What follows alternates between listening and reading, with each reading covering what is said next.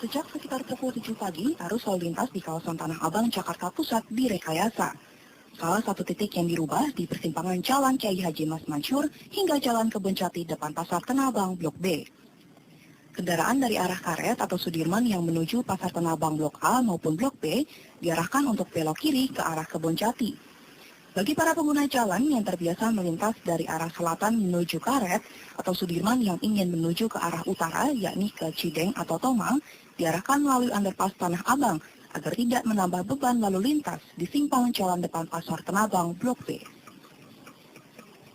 Rekayasa lalu lintas ini diberlakukan untuk mengurai kemacetan dan membersihkan badan jalan dari para pedagang kaki lima. Meski telah disosialisasikan sejak seminggu lalu, namun banyak pengendara yang masih kebingungan dengan perubahan rute ini.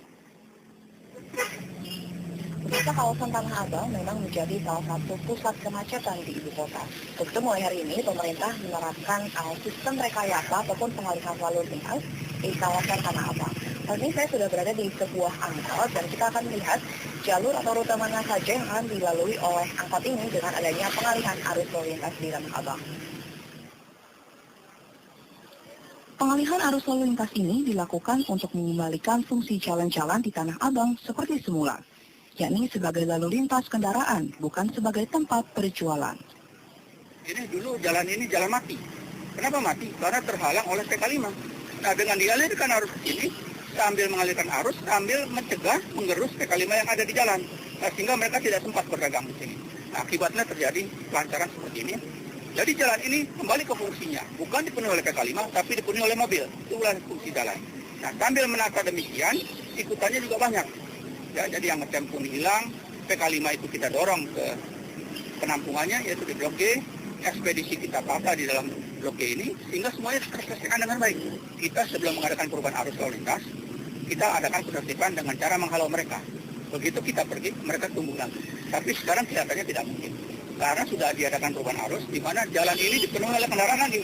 Bagaimana mereka akan menempatkan lapaknya? Sudah tidak bisa. Oleh sebab itu, daripada mereka tidak laku dan sebagainya, lebih baik kembali ke jalan yang benar. Jalan yang benar berdagang di dalam pasar.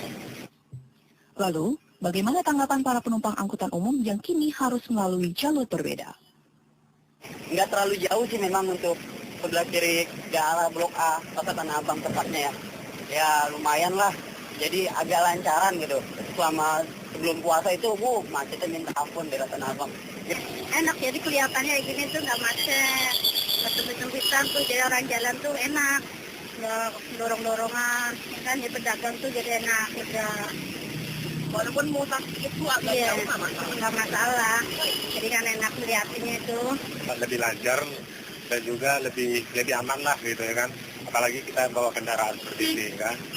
Kemarin sebelum adanya pengalihan seperti ini dan juga pengusuran kaki lima, sampai macetnya sampai ke kuburan, Karet. Itu membuat orang jenuh. Lagi lama orang nggak mau ke Tanah Abang. Ini sih bagus ya kayak gini ya, cuman kalau sore sama aja. Sore itu udah tetap pedagang tuh pada tetap macet lagi. Kalau pagi masih lancar ya. Coba deh Mbak, ini sampai jam 2. Jadi jam 12 udah crowded lagi gitu loh. Sementara itu, supir angkot juga mengaku pengalihan arus lalu lintas ini ikut melancarkan pekerjaan mereka. Ya mendingan begini lah, agak lancar gitu. Soalnya kalau nggak ada yang jaga juga ini tetap aja macet gitu. Sekarang mendingan agak lancar nih gitu. Kalau bisa ya Sabtu Minggu juga tuh sering diinin juga gitu. Ya mungkin kalau ada perubahan lain ini mudah-mudahan lancar terus gitu. Tapi biasanya sih kalau nggak ada yang jaga tetap aja macet lagi gitu. Ya itulah yang jadi penyakitnya tuh. Secara umum, rekayasa lalu lintas di Tanah Abang terbilang berjalan lancar. Namun dasarnya PKL Tanah Abang, jelang siang satu persatu kembali menempati bahu jalan dan menduduki kembali jalan di Blok B yang pagi tadi diaktifkan. Sepertinya pengguna jalan yang harus melalui Tanah Abang harus berbagi dengan para pedagang kaki lima yang selama Ramadan ini jadi biang kerok kemacetan di kawasan ini. Sebenarnya sudah disediakan kios di dalam areal Pasar Tanah Abang, namun mereka menolak dan memilih tetap berjualan di jalan. Bandelnya pedagang kaki lima di Jakarta bukan cuma di Pasar Tanah Abang. Di Pasar Minggu Jakarta Selatan, kelakuan mereka mirip-mirip. Di Jalan Raya Pasar Minggu, para PKL tetap menjajakan dagangannya di pinggir jalan.